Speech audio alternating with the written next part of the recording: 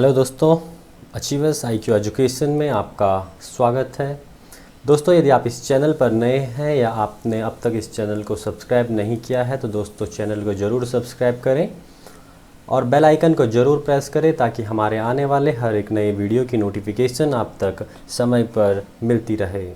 दोस्तों, वीडियो को पूरा देखें, चैनल को सब्सक्राइब करें, वीडियो को अपने दोस्तों के साथ शेयर करें और लाइक करना ना भूलें।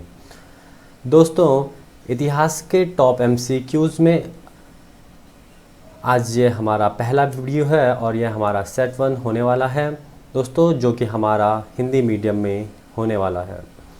दोस्तों, जो यह वीडियो है यह UPSC EPFO के साथ साथ SSC UK SSSC और अदर किसी भी स्टेट के एग्ज़ाम के लिए काफ़ी हेल्पफुल होने वाला है। दोस्तों, वीडियो को पूरा देखें और चलते हैं आज के हमारे पहले क्वेश्चन की ओर। और हमारा पहला क्वेश्चन है, आदिवासी शब्द का इस्तेमाल पहली बार आदिवासी लोगों के लिए किसके द्वारा किया गया था? हमारे ऑप्शन हैं महात्मा गांधी या ठक्कर बप्पा या ज्योतिबा फूले या भीमराव अंबेडकर।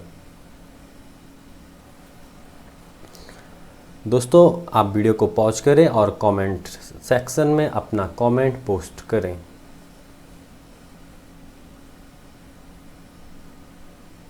दोस्तों, वीडियो को पॉज करें और कमेंट सेक्शन में अपना आंसर पोस्ट करें। चलिए दोस्तों, चलते हैं हम आज के अपने आंसर की ओर और इसका जो सही आंसर है वह है हमारा option B is Thakkar Bappa. दोस्तों, आदिवासियों के लिए जो सबसे पहले आदिवासी शब्द का इस्तेमाल किया गया था वह ठक्कर बप्पा जी के द्वारा किया गया था। चलते हैं हमारे आज के दूसरे क्वेश्चन पे और दूसरा क्वेश्चन है, निम्नलिखित नदियों में से कौन सी नदी दो धाराओं में कांटा बनाती है और कुछ मील की दूरी पर फिर से मिलती है? इस प्रकार श्रीरंगपट्टनम, शिवसमुद्रम और श्रीरंगम द्वीपों का निर्माण होता है। हमारे ऑप्शन हैं कावेरी या तुंगभद्रा या कृष्णा या गोदावरी।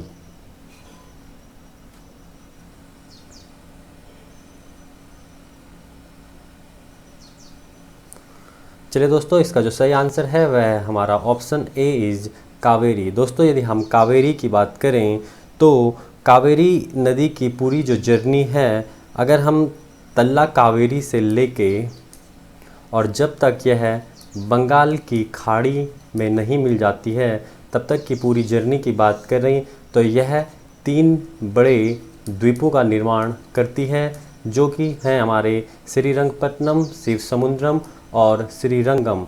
दोस्तों, यदि हम इन तीनों द्वीपों की बात करें तो जो श्रीरंगपट्टनम और शिवसमुद्रम हैं यह हमारे कर्नाटका राज्य में स्थित हैं और जबकि श्रीरंगम जो द्वीप है वह हमारा तमिलनाडु में स्थित है।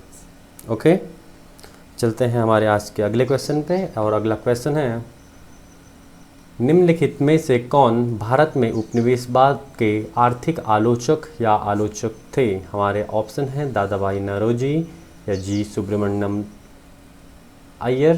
दोस्तों, ये अय्यर होना चाहिए। RC दत्त। नीचे दिए गए कोड का उपयोग करके सही उत्तर का चयन करें। हमारे ऑप्शन हैं केवल 1 या केवल 1 और 2 या केवल 2 और 3 या 1, 2 और 3।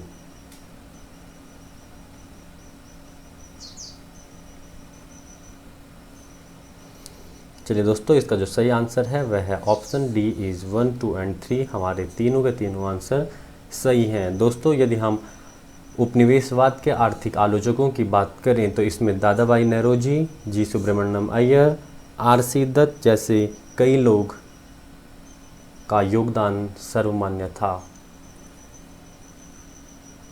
सर्वोपरि था।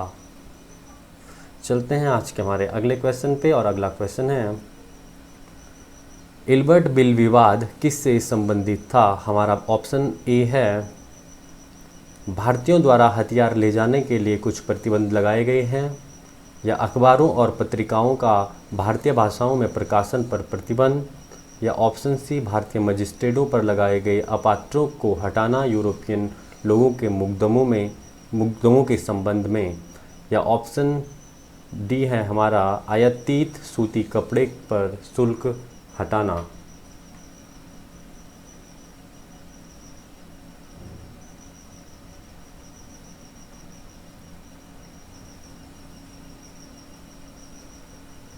चलिए दोस्तों, इसका जो सही आंसर है वह है हमारा ऑप्शन सी इज भारतीय मजिस्ट्रेटों पर लगाए गए अपात्रों को हटाना यूरोपीय लोगों के मुकदमे के संबंध में।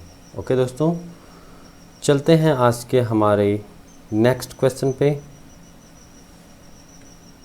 और नेक्स्ट क्वेश्चन है, निम्नलिखित में से कौन भारत में अंग्रेजों द्वारा निर्मित पहला किला था?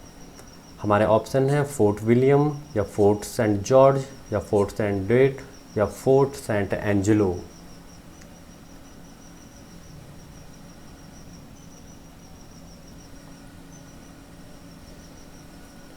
दोस्तों, यदि हम फोर्ट विलियम की बात करें तो इसका निर्माण 1781 में कलकत्ता में किया गया था। यदि हम फोर्ट सेंट जॉर्ज की बात करें तो इसका निर्माण 1644 में चेन्नई में किया गया था। यदि फोर्ट सेंट विट की बात करें तो इसका निर्माण 1670 में मद्रास में किया गया था।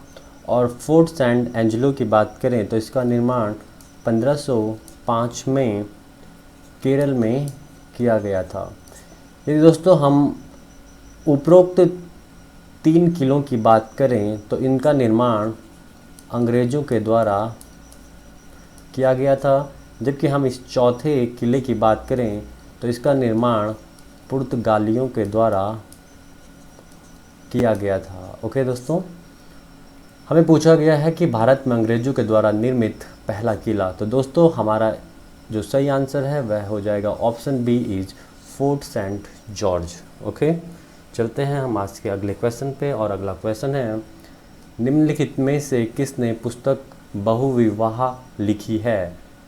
हमारे ऑप्शन है राजा राम मोहन राय या ईश्वरचंद्र विद्यासागर या पंडित रमाबाई या रविंद्रनाथ टैगोर।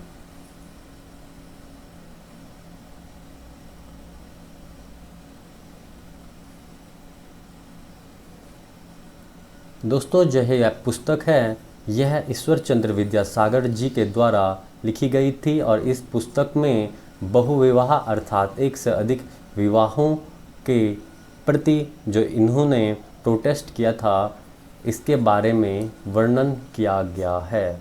ओके, चलते हैं हमारे आज के अगले क्वेश्चन पे। और अगला क्वेश्चन है, डेविड हरे और अलेक्जेंडर डफ के सहयोग से कलकत्ता में निम्नलिखित में से किसने हिंदू कॉलेज की स्थापना की थी? हमारे ऑप्शन हैं हेनरी लुइस विवियन डेरोजियो या ईश्वरचंद्र विद्यासागर या केशव चंद्र सेन या राजा राम मोहन राय। चलिए दोस्तों, इसका जो सही आंसर है वह है ऑप्शन डी इज राजा राम मोहन राय। दोस्तों, जो कलकत्ता में हिंदू कॉलेज की स्थापना 20 जनवरी 1817 को राजा राम मोहन राय के द्वारा की गई थी। ओके, चलते हैं हमारे अगले क्वेश्चन पे। और अगला क्वेश्चन है, निम्नलिखित कथनों पर विचार करें। हमारा पहला कथन है, भारत में पहली टेलीग्राफ लाइन कोलकाता पूर्व कलकत्ता और हीरा बंदरगाह अर्थात डायमंड हार्बर के बीच रखी गई थी। हमारा अगला कथन है, भारत में पहला निर्यात प्रसंस्करण क्षेत्र कांडला में स्थापित किया गया था। चलिए दोस्तों, ऊपर दिए गए कथनों में से कौन सा सही है? हमारा केवल कथन एक सही है या केवल दो या एक और दो दोनों सही है या ना तो एक और ना ही दो सही है?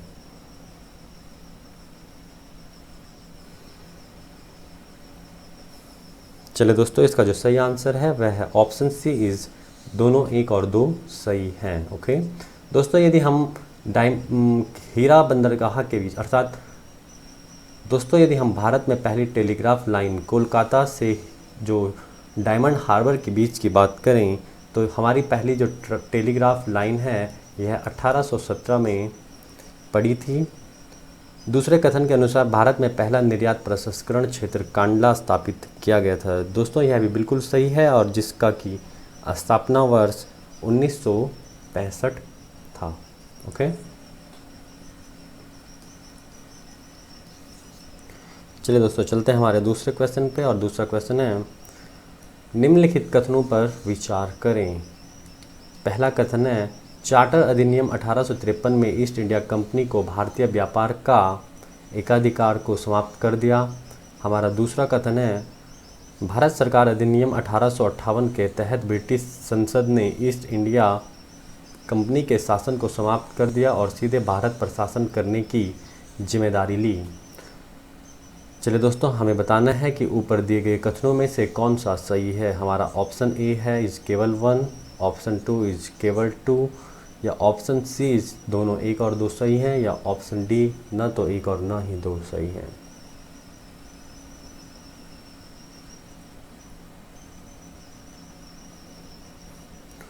चलिए दोस्तों हमारा जो सही आंसर है वह है ऑप्शन बी इज केवल 2 सही है, अर्थात भारत सरकार अधिनियम 1858 के तहत ब्रिटिश संसद ने ईस्ट इंडिया कंपनी को शासन को समाप्त कर दिया और सीधे भारत पर शासन करने की जिम्मेदारी ली।